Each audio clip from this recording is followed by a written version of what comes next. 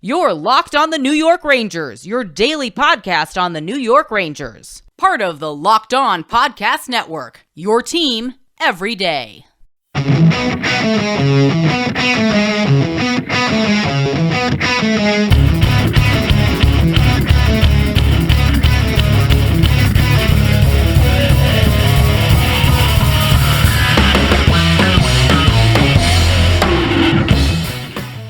Welcome back, Blue Shirts fans, to episode number 673 of the Locked On New York Rangers podcast. I'm your host, John Chick. Just want to thank you guys, as always, for making Locked On New York Rangers your first listen every day. We are free and available on all platforms.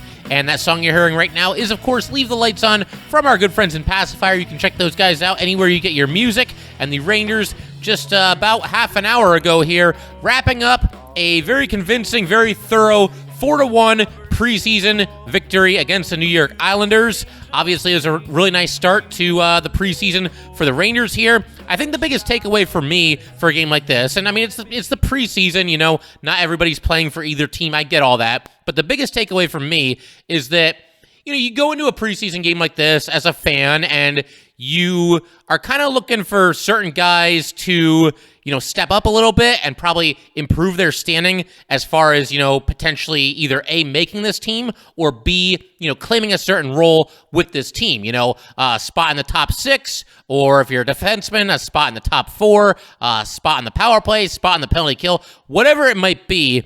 And then you're also kind of looking at, you know, which guys kind of hurt their chances. The biggest takeaway for me for this game, though, is that I don't think a single player on the New York Rangers did anything to really hurt their chances or cause their stock to decrease. I don't think anybody, you know, it's not like somebody's like a fringe roster player and they went out there tonight and took some bad penalties or, you know, turned the puck over or anything like that. I don't think there's a single player, like I said, that hurt his cause in this game here tonight. Now, there were certain players that maybe helped their cause a little bit more than some others. Jimmy Vesey's name certainly comes to mind. He's one of the guys that dressed tonight that truly is, you know, kind of a bubble, you know, player as far as making this Ranger team. But he had a nice night for himself, playing on a line with Filip Chytil and Vitaly Kravtsov. It was very interesting to see Vitaly Kravtsov back in a Ranger jersey, something that we weren't sure would ever happen. You know, he played in the preseason last year, but obviously did not appear in the regular season at all.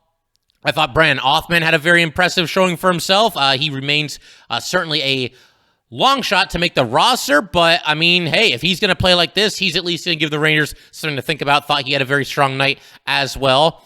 And as far as, you know, the line combinations for the Rangers are concerned, we talked about them a little bit in our previous episode because the Rangers had announced line combos and D pairings prior to this game happening here tonight. But this is what they went with. You had Mika on the top line centering Kreider and Kakko. You had Chytil centering Vesey and Kravtsov. Carpenter on the third line centering Trivigno and Reeves. Riedel on the fourth line centering Othmann and Sikora. You also had defense pairings of Miller-Trouba, and then Jones and Schneider, and then Hayek and Welinski. And I also realized I forgot to mention the fact, you know, in our last episode, we went through the lineup for tonight. I forgot to mention the fact that Igor Shesterkin starting in net for the Rangers in this game. I suppose, you know, hey, it's the preseason for all of us, right? But it was Igor Shesterkin against noted Ranger killer Semyon Varlamov. And it's interesting, as a quick aside, you know, I was thinking coming into this preseason, like, okay, the Islanders have Sorokin. They're going to end up trading Varlamov because he's just going to be too expensive to keep. They've got their franchise goalie in place here. But of course, the Islanders just forgot to sign any free agents in this offseason. So I suppose if you don't bring anybody new in, you don't really have to let anybody go either. So Semyon Varlamov back with the Islanders here. But the Rangers obviously had his number tonight. They got him for 4 goals before he was pulled out of the game about midway through the second period. I believe that was probably what the Islanders were planning on doing anyway. That's also what the Rangers did with Igor Shesterkin. Igor was absolutely fantastic. A couple of sharp saves early in this game when it was still scoreless and when the Rangers were still up 1-0, ensuring that, you know, the Rangers didn't have to play from behind against this Islander team. And just looking every bit the part of last year's Vezina winner. There was a sequence early in this game where he made a save, and then there was a rebound opportunity, and he actually made another save with his mask. Good lateral movement from Igor Shesterkin a couple times where, you know, he had to move from right to left or left to right and, you know, seal off an opening, and he was able to do so. Just so cool, calm, and collected in the net for the New York Rangers. Igor Shesterkin basically just doing Igor Shesterkin things.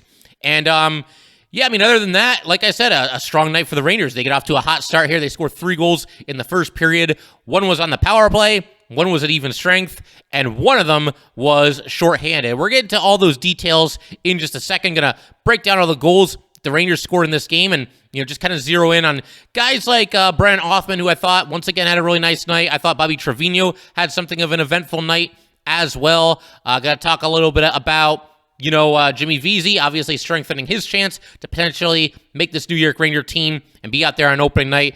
And we're getting to all that stuff in just a second. Zac Jones, definitely going to talk about Zac Jones. Got to mention him a little bit as well. And we'll get to all that in just a second. But first, just want to let everybody know, today's episode of Locked On New York Rangers is brought to you by BetOnline.net.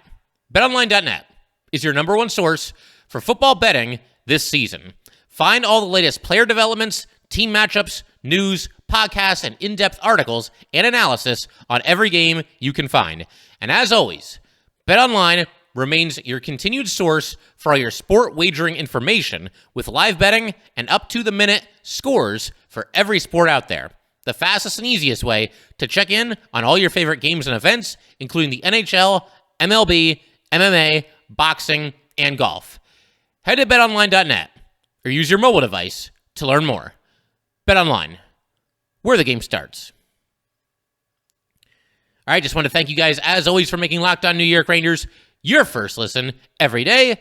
We are free and available on all platforms. And I wanted to kind of just go through this game with you guys. Obviously, it's been a while since a couple of months here since we had an actual game to recap here. So going to go through the game. I mean, I'm not going to go exactly play by play, but just going to give you guys some highlights and offer my thoughts along the way. Longtime listeners, you guys know how we tend to do things here. And if you're kind of new to the podcast, well, welcome, first of all. And secondly, it's great to be watching some Ranger hockey with you and getting to talk about it here on the podcast. So, like I mentioned, I thought overall Jimmy Vesey had a strong showing for himself tonight. Probably did more than anybody to kind of improve his chances of, potentially making this Ranger opening night roster. He had a couple of chances very early in the game. In fact, it might have been his first shift.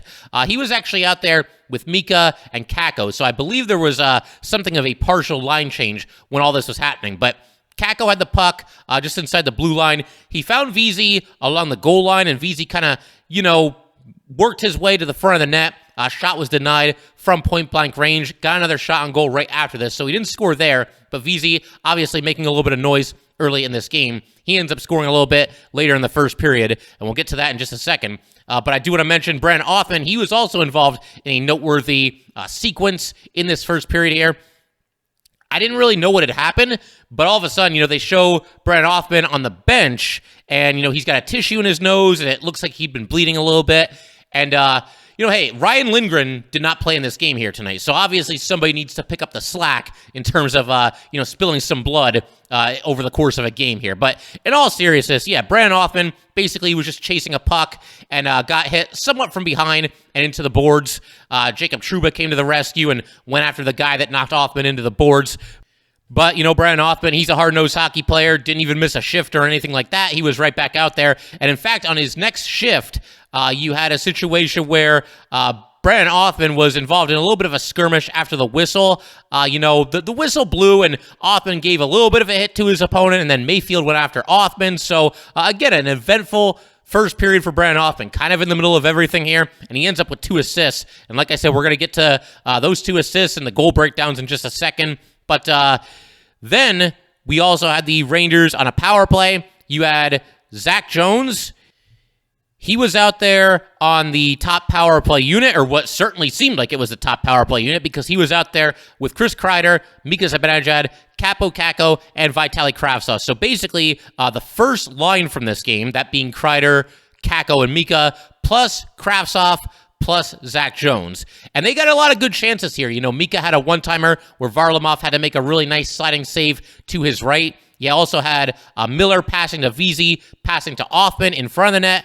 Othmann put it, I wanted to say he put it wide, but I think it actually went just over the crossbar there. So good opportunity for Brennan Othmann. And then, of course, Jimmy Vesey scores late in the power play. Like I mentioned, he had a couple of chances early in this first period here. It was great to see him come through with a goal here.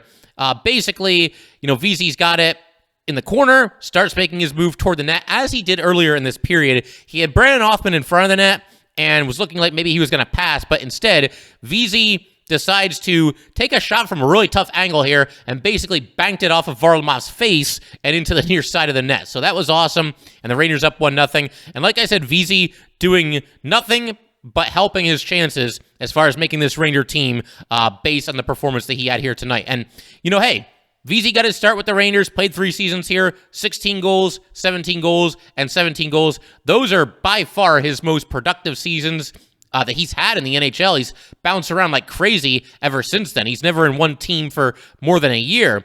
And look, that was a completely different Ranger team at the time. I mean, as far as guys that are still there, I mean, Kreider, maybe Mika, there was some overlap with Vesey, so the team has obviously changed a little bit. But hey, Vesey had his best seasons with the Rangers. Maybe more of that is to come this season. And if that happens, that would be great for the Rangers because, that would be just an absolute steal given the fact that Jimmy Vesey is going to be making the league minimum if he's on this team.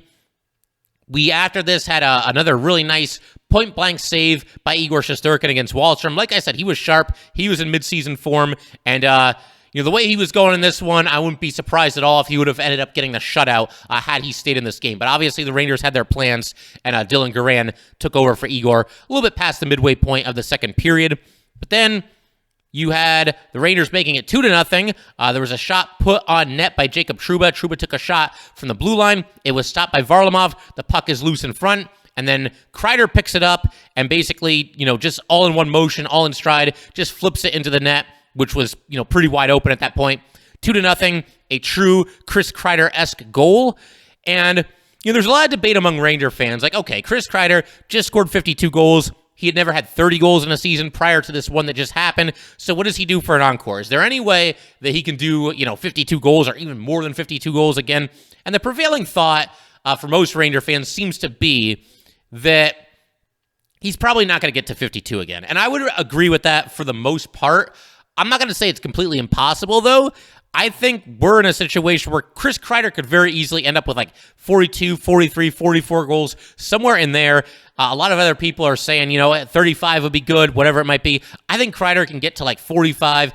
Maybe he gets close to 52 again. And the reason for this, and it's something that I talked about when he was in the middle of just that insane season that he had last year, is that Chris Kreider, the way he scores goals, it is a very repeatable formula, and that was on display here with him, once again, getting to the front of the net and scoring kind of a stuffing goal, cleaning up from the doorstep. Chris Kreider scores a ridiculous amount of his goals, on the power play, which, as we all know, the Rangers have a lethal power play unit, particularly the top power play unit, which is probably going to be Kreider, Mika, Fox, Panarin, and probably Trocheck. We'll see who the fifth guy ends up being.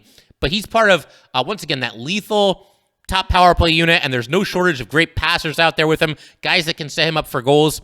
And on top of that, on top of just his power play prowess, even when they're not on the power play, Kreider gets a lot of his goals by just setting up shop in front of the net, being immovable. He sets up in front of the net, and you can't get him out of there. There's nothing you can do.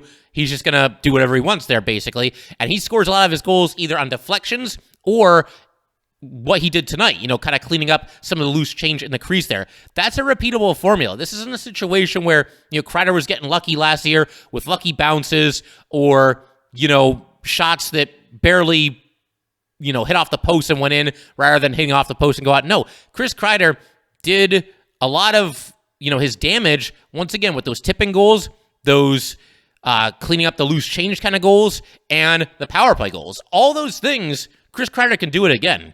So, will he get to 52 goals again? I'm going to say probably not, but I don't think he's going to be as far away from that number as a lot of people think that he will. I could see 42 to 45 goals very, very easily. Something else I wanted to mention here, this is kind of a fun story that happened in this game. So, Sikora was called for a penalty. Adam Sikora, the first player picked by the Rangers in this past year's draft. And, he was kind of down on himself for taking the penalty.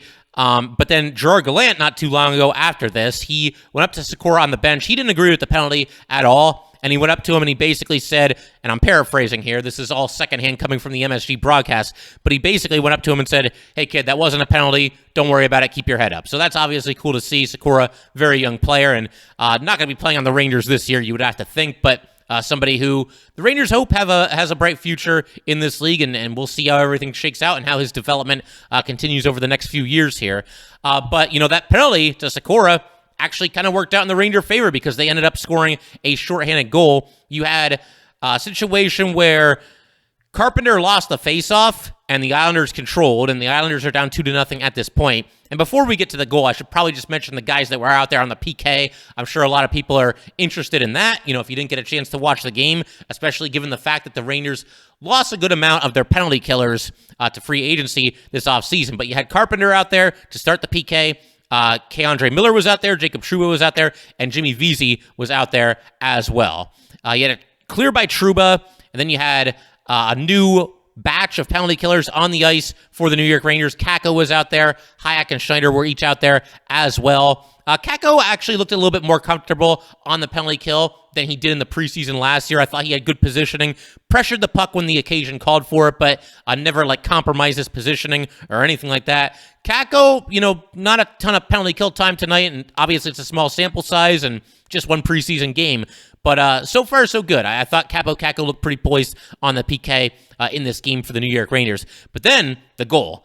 Great defensive play by Mika Zibanejad. Mika was out there for the penalty kill. I mean, what else is new? Mika Zibanejad with an excellent defensive play. Basically just knocked the puck away from his guy. And when Mika deflected the puck, he knocked it out of the Ranger zone all the way into the Islander zone along the boards on the right side there. And Brennan Othmann showing impressive speed. I mean, I knew this kid was physical and tough and has got some offensive skill. The speed that he showed here was tremendously impressive. And Othmann, like I said, he just goes flying after it up the right side, and he's by himself. Nobody on the Rangers or the Islanders is really all that close to him, but he's also along the boards, and he's also in a situation where the clock's about to run out. It's under 10 seconds at this point, but a great play by Brennan Othmann here. He passes to his left to K'Andre Miller. Miller was right up the center of the ice. Miller had a fantastic game. K'Andre Miller is a superstar, present tense. I said it last year during the playoffs, and I truly do believe that we're past the point as far as potential and upside and all these other buzzwords. K'Andre Miller is a superstar,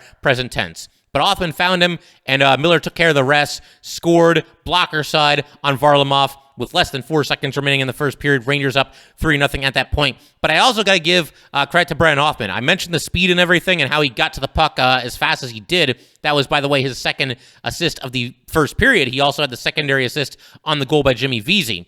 But Othmann, man, the instincts here and the wherewithal to, as he's pursuing the puck, look back over his left shoulder and just kind of see what's developing behind him. Okay, where's my teammate? Where am I going to go with this puck? What am I going to do here? And then, he saw that, once again, Miller was going right up the center of the ice, and perfect pass to him. K'Andre Miller took care of the rest. So just an awesome play all around. Mika causing the turnover. Brennan Othmann finding the puck, and, obviously making great pass and showing great hockey instincts there. And K'Andre Miller finishing the job and giving the Rangers a 3-0 lead, once again with less than 4 seconds remaining in the first period. Like I was saying, this game really could not have gone much better, and that's especially true as it pertains to the first period. And we're going to continue breaking this game down in just a second, get to some other highlights and some other thoughts on this game. And, yeah, we will do that in just a second. All right, so we had kind of an eventful start to the second period. The Islanders actually got a 2-on-1 just 15 seconds or so into the action here. There was a pass to Barzal, and then Igor Shesterkin with one of his better saves of the night. Sliding save to his right, just cool, calm, and collected. Didn't give him anything, made a pad save, steered the puck into the corner. And right after this, we had Jimmy Vesey passing to Kakko on the right side, and Kakko with a nasty wrister, caught a good piece of the near post. So good puck movement there. Just wasn't meant to be as far as the goal was concerned. And, Philip Hedl, as the shift continued, he got a chance from the left circle. That was also stopped by Semyon Varlamov. And then Vitaly Kravtsov, there was a situation a little bit later in the second period. All eyes are going to be on Kravtsov, and I thought he played fairly well in this game. Didn't really stand out that much one way or the other, although I thought his line had some good shifts. But there was a situation where he got loose. You had something of a late developing 2-on-1, and it seemed like Kravtsov sort of got caught between shooting and passing. I don't really know what happened here. He was moving in, and I think it was, I forget who was in there with him, but instead of either passing or shooting, he just sort of lately put it on net, and it was stopped pretty easily. So just a little bit of indecisiveness there from Vitaly Kravtsov. And I almost wonder, after everything that happened with him last year, is he going to be somebody, yet another New York Ranger, who's going to be too pass happy. That the guy that's always looking to set up his teammates. I mean, Kravtsov, again, when you consider everything that happened this past season and him wanting to probably try to win over his teammates, it's very, very possible that he's going to be very much a pass-first player. And I don't want to jump to too many conclusions here, but I feel like he was right about to shoot it and then was going to pass at the last second, just kind of lost control. And like I said, the puck went lightly on net and ended up being an easy save for Varlamov, who was still in the game at the time. But, just one play. I'm not going to overanalyze it too much. Something interesting that happened right after this, we had an icing on the Rangers, and Trivigno, who, he's a former UMass standout, and he's in camp with the Rangers here. Tremendous long shot to make the team. Could end up with the Hartford Wolfpack this season. But, you watch him play, and his whole family was at the game, and they're all big-time Ranger fans, and that's cool and everything. His lack of size just really jumps off the screen. And that's not to say that he can't possibly make it in the NHL. I know some guy named Matt Zuccarello who had a lot of great years for the New York Rangers and has picked it back up with the Minnesota Wild the last season or two as well. But obviously he's facing an uphill battle just due to his lack of size.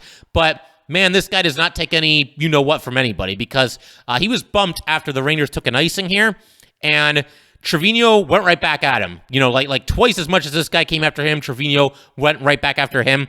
And I mentioned this when we were talking a little bit about some of these, players that are going to be trying out for the Rangers and guys that are going to be in camp. I mentioned that if Trivigno, and keep in mind, I said this without ever actually seeing him play. It was just everything that I had read about him. High motor, scrappy, feisty player. If Trivigno ever actually does end up playing for the Rangers, in the regular season, he will end up being a crowd favorite because he's feisty and, he's kind of a long shot to obviously, stick in the NHL, but he's got a chance at it. And like I said, I think people like the underdog. And again, just a scrappy player who's not going to take any you-know-what from anybody. And what also does not hurt is when you are on the ice with Ryan Reeves, because when Trivigno got into this little dust-up here, Ryan Reeves was the first guy to step in, a little bit of pushing and shoving. This game wasn't too crazy in terms of like the extracurriculars, a little bit here and there. This was probably about as crazy as it got, this Trivigno dust-up here. But, as far as between the whistles, this is a very physical preseason game. I mean, this was not two teams that were just kind of sticking their toe in the water or anything like that. These teams were going at it. This is a physical hockey game, and it's understandable. There's a lot of guys trying to either make the team, whether it's the Rangers or the Islanders, and a lot of guys who are trying to, improve their standing and claim a big role for whichever team that they play for. So, just very, very, physical game to start the preseason. Not a bad thing, though. Obviously, competition's a good thing, and the Rangers have a lot of players that are trying to turn some heads, make this team, improve their standing within the organization, whatever it might be. And when you're out there in a, competitive, physical game against a division rival, that's only a good thing, and that only helps you put your best foot forward and show what you can do. We also, in the second period here, had Zac Jones making the score 4-0 in favor of the New York Rangers. And it's funny because, he took this shot from the point, and, I saw Chris Kreider in front of the net. There was a lot of traffic. Kreider was there. Mika was there. Two Islanders were there. There was a third Ranger that wasn't too far away and a third Islander that wasn't too far away. Heavy traffic in front of the goalie. And it was still Varlamov, by the way. This is the goal that knocked him out of the game. He might have been coming out anyway. But the Rangers knocked Varlamov out of the game with this goal. And it's funny because I saw Jones take the shot and I saw a little bit of a deflection. And right away I write into my notes, Kreider with the deflection, second goal of the game. And then not until the replay did I realize that no, he did not deflect it at all. This was Zac Jones' goal. The puck deflected off of the stick of an Islander. I believe it was actually Anders Lee. But regardless, Zac Jones, who actually does not have a regular season goal with the Rangers, gets his first preseason goal here. And obviously, somebody that's in a battle for the sixth and final defenseman spot, this certainly does not hurt. But yeah, again, you just see Kreider in front of the net, you see a deflection. Well, Kreider had to have tipped it home, right? But no, this was indeed Zac Jones' goal, so good for Zac Jones. He's somebody that I'm pulling for. Like I said, I've made my thoughts very clear. It's nothing against Libor Hayek, but I would like to see one of the kids, be it Zac Jones or Matthew Robertson, get the opportunity to be that sixth defenseman. I just think that at this point, Hayek's had enough chances, and I want to see what one of the kids, what one of these young prospects can do in the regular season, especially with a lot of leash as the sixth defenseman. So as I mentioned, that was it for both of the starting goalies. Igor leaves, having stopped all 14 of the shots that he faced.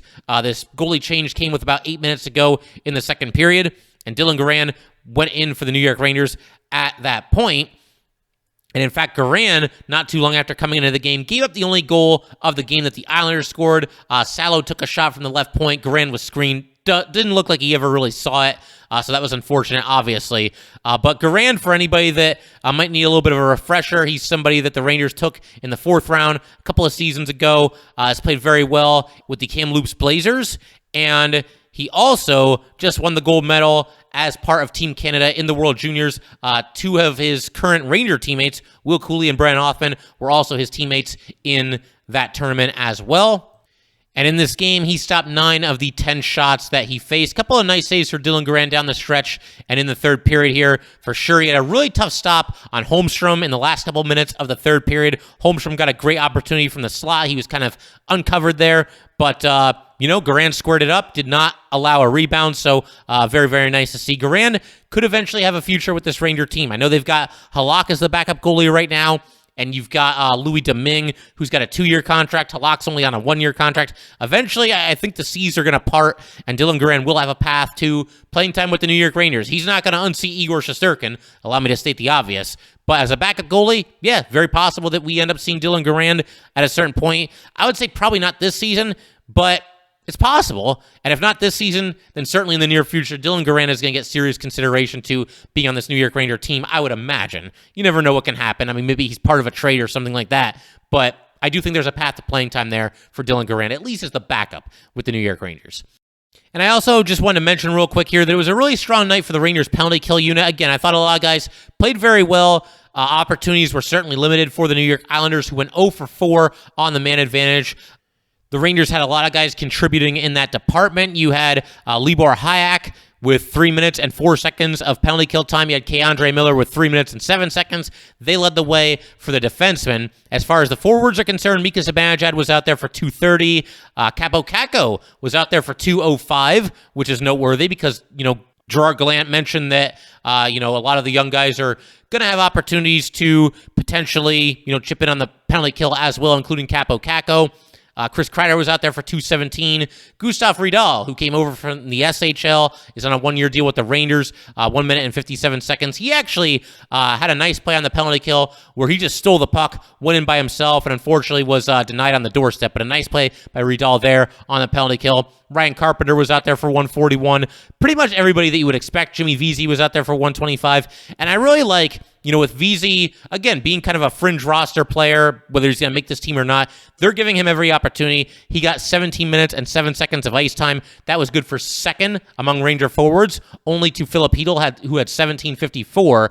But I like Vesey getting ice time at even strength, and also 143 on the power play and 125 on the penalty kill. Give him a chance to put his best foot forward in every single aspect of the game. And like I said, I thought Vesey passed with flying colors tonight. I thought he had a really strong game and only increased his chances of making the team. And the one last player that I want to talk about is Zac Jones. We talked about his goal not too long ago. To me, he just passes the eye test. I've talked about this in the past when he's gotten, a little bit of run with the Rangers here and there. To me, he just looks like he belongs. He looks like he's confident in himself. He knows what he's doing. He has good defensive positioning. He can certainly chip in offensively. And he had a strong game here in this one. 20 minutes and 33 seconds of ice time. That was second as far as Ranger defensemen are concerned, only to Libor Hajek, who had 21:44. And I like that too. I like the fact that Zac Jones and Libor Hajek, who are both gunning for a roster spot, once again, both being given a chance to play a lot of time in this game here tonight. They led the way as far as the Ranger defensemen are concerned. Zac Jones got 2 minutes and 2 seconds on the power play. Looked pretty comfortable, quarterback in the power play as well. Like what I'm seeing from Zac Jones, not just the goal, but just his overall game in this one, his presence. And, again, he just, to me, seems like a confident player and somebody who's ready to make that jump, possibly permanently, to the NHL for this team. And, I think we can pretty much call it there. I think we pretty much covered all the big talking points from this preseason opener here. It's just awesome to have New York Ranger hockey back. It's awesome to get a win. Yes, it's the preseason, but hey, a 4-1 win against the New York Islanders, I'll sign up for that any day of the week. And again, I just love the fact that every single player on this team, A, contributed, and B, there's a lot of guys, once again, that are competing for roster spots, and I don't think a single player went out there and hurt their chances of making this team. Nobody had, what would be considered a rough night or, a ton of turnovers or anything like that. Everybody played well, and you love to see it. You love to see the fact that there's guys gunning for roster spots and that it's not going to be easy to make this team. And it shouldn't be easy because the Rangers were in the Eastern Conference Final this past season, and roster spots should be at a premium. And, if just one game is any indication, then that's indeed going to be the case. It's going to be an absolute dogfight to make this Ranger team for a lot of these different players. But that'll pretty much do it. I mean, the Rangers back in Boston Tuesday night. Puck drops at 7 p.m. for that. I would imagine probably everybody that played in this game against the Islanders, or just about everybody, will probably sit against the Bruins, and then, we'll have a whole other wave of players that didn't play in this one that will play in Boston on Tuesday night. Very much looking forward to seeing how the Rangers line up, and hell, just looking forward to some more New York Ranger hockey. So it's gonna be a really fun week. The Rangers playing 4 times in 5 days. And we get to watch all these training camp battles unfold, all these battles for roster spots. Going to be a ton of fun. Definitely make sure to come back for the next episode when we discuss everything that happens in that game against the Boston Bruins. But that will do it for today, guys. Once again, if you'd like to get in touch with this podcast, please send an email to lockedonnyrangers@gmail.com. Once again, that is lockedonnyrangers@gmail.com. And definitely give us a follow on Twitter as well, @LO_NY_Rangers. Once again, that is @LO_NY_Rangers. Thanks again, guys. I'll see you next time. Thanks for making Locked On New York Rangers your first listen every day. Now make your second listen Locked On NHL. Locked On experts give you a daily 30-minute podcast on all things NHL all year long. Stay up to date on everything in the hockey world. Locked On NHL, your daily 30-minute NHL podcast.